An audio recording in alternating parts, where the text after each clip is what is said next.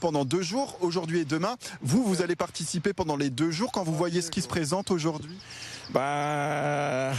S'il y a du monde qui nous écoute, on leur demande de nous rallier demain à 9 heures au Marecchio pour donner un coup de main, parce qu'on n'arrivera pas à tout couvrir l'ensemble de la surface du Marais. Quand on voit ce qu'on trouve déjà après une demi-heure de collecte, ça fait peur. Ouais, on le voit avec ce pot de peinture. Est-ce qu'on peut rouvrir peut-être un sac? Parce que c'est vrai que les minutes passent et finalement on a déjà un constat.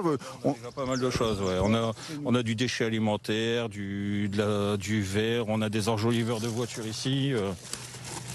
On le voit l'enjoliveur. Hein. Un ensemble d'enjoliveurs, on a vraiment de tout. Et même un pot de margarine. Ah ouais, on a du déchet ménager aussi. Ouais. Ouais. Et tout ça, du plastique qui s'accumule dans la nature. Julien, qu'est-ce que vous qui êtes l'organisateur déjà, qu'est-ce que vous vous dites en voyant ce petit résultat au bout de 20 minutes de marche? Moi je dis que c'est honteux de voir autant de choses, quoi. Ces choses n'ont pas à être dans la nature, déjà de une. Et je comprends pas le geste humain en fait. C'est pour ça qu'il faut qu'on retire tout pour que la nature reprenne son nid en fait.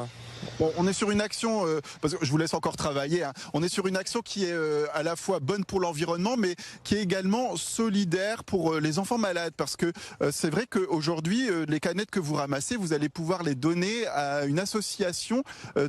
C'était un point aussi important pour vous? Ouais, c'est important, au moins comme ça part directement dans le recyclage et puis ça aide les associations pour les enfants, quoi. Oui, c'est l'association Canettes Partage qui devrait normalement cette année recueillir les canettes. Cette association récolte les canettes en aluminium pour les revaloriser, récolter de l'argent et aider justement pour les maladies rares. Donc deux pans de ce rendez-vous. Est-ce que vous lancez un appel, Julien, peut-être aujourd'hui également à ceux de Bouchain, mais également peut-être de toute la région à venir vous rejoindre, parce que plus on est nombreux, mieux c'est. Franchement, plus on est, mieux que ça sera pour nettoyer vraiment la nature. Alors, en sachant que je sais que dans les villages et les villes voisines, il y a certaines associations aussi qui y participent.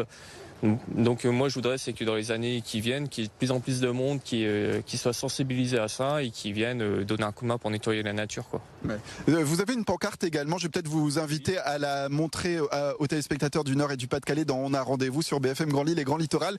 C'est quoi cette pancarte? Donc en fait ça c'est une pancarte qui m'a été fournie auprès de Hauts-de-France Propre pour une fois que le nettoyage de la zone sera terminé, on nous a dit de l'installer. Au moins comme ça peut prévenir les futurs promeneurs comme quoi la zone, il faut la respecter, qu'elle a été nettoyée par nos soins. Oui, ça, vous allez la poser où exactement? Donc elle va être posée à l'entrée de la zone directement, à la zone du Marecchio. Mais on va voir peut-être pour faire d'autres pancartes, des photocopies plastifiées pour en mettre à différents accès parce qu'il y a différentes entrées du Marecchio.